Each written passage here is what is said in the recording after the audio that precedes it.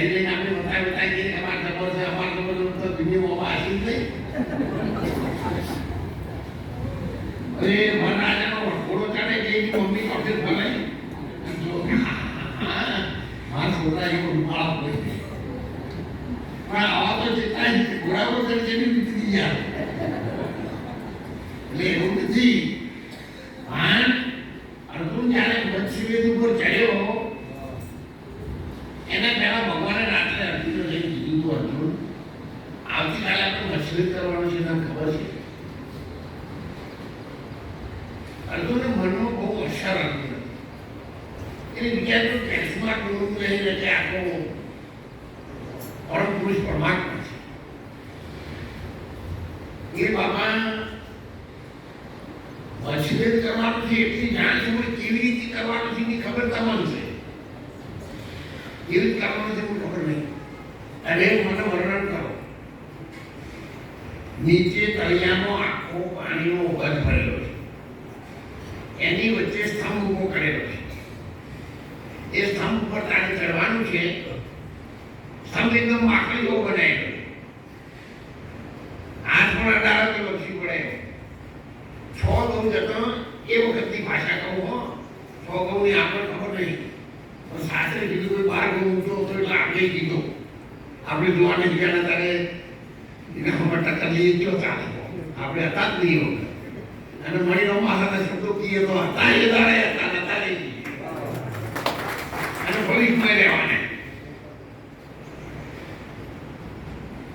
જે ત્રાગવા છે એ ત્રાગમાં તું પગ મૂકીશ તો બીજું અસર થઈ જાય, ભવાઈ જાય બાબુ પાણી.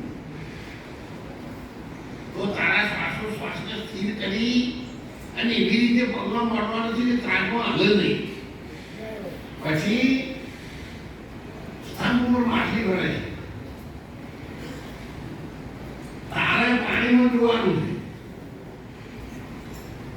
મત્સ્યવેદ માછલીની ઓગણી પાણી આ બધું જ કામ આવતીકાલે તારે કરવાનું છે. ભગવાને કીધું તને અર્જુન કીધું, પ્રભુ આ બધું હું જ કરીશ તો પછી આખા મત્સ્યવેદમાં તમે શું કરશો?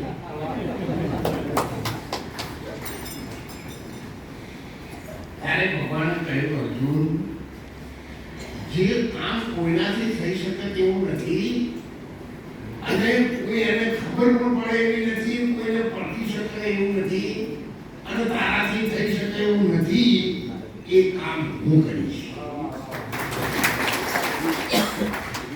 અને પ્રભુએ કહ્યું, અર્જુન ઉપરથી માછલી ગોળ ગોળ ફરે છે ને એનો પડછાયો પાણીમાં પડે છે, વધમાં. પાણી માછલી ફરે છે એના વિરુદ્ધ સાઈડમાં પાણી ફરે છે. પણ જ્યારે તારે મત્સ્યવેદ કરવાની બાણ છોડવાનો સમય આવશે ને એના પહેલા પાણી સ્થિર થઈ જશે અને માછલીને સ્થિર કરવાનું કામ હું કરીશ. તને માછલીની વખત દેખાય ને ચાલતું પાણી હોય તો પાણી ખાય બધું આપણું મોઢું દેખાય.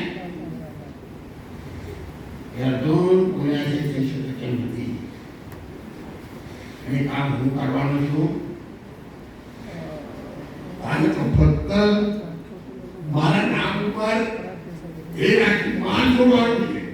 એમાં આપણે બાપુ કશું કરવાનું નહીં. આપણા ગુરુ મહારાજ બધું કરશી, તમે એમના ઉપર વિશ્વાસ રાખો. માછલીની વેદ અને પાણીની અંદર દેખાતી વાત એ ગુરુ મહારાજ સ્થિર કરવાના છે. એથી વિશ્વાસ ન ડરાવો. આ તો સંતોની રમત છે. એ રમતને જગત ન જાણી શકે સાહેબ. આખું જગત જોતું હતું. આખી ધર્મ સભા હતી, રાજાઓની સભા હતી.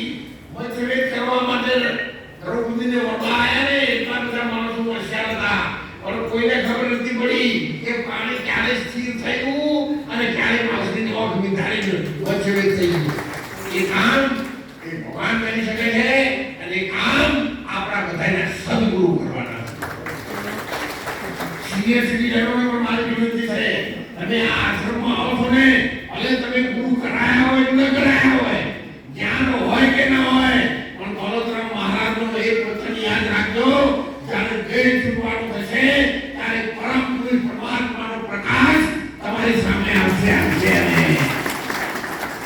અહીંયાની આ સંતોના વચનો, આ સંતોનો પ્રસાદ લ્યો છો અને દર્શન કરીને તમે જાઓ છો, એ ભાવ એ વખત પ્રકાશના રૂપે પ્રગટ થવાનો છે. મને 170% વિશ્વાસ છે.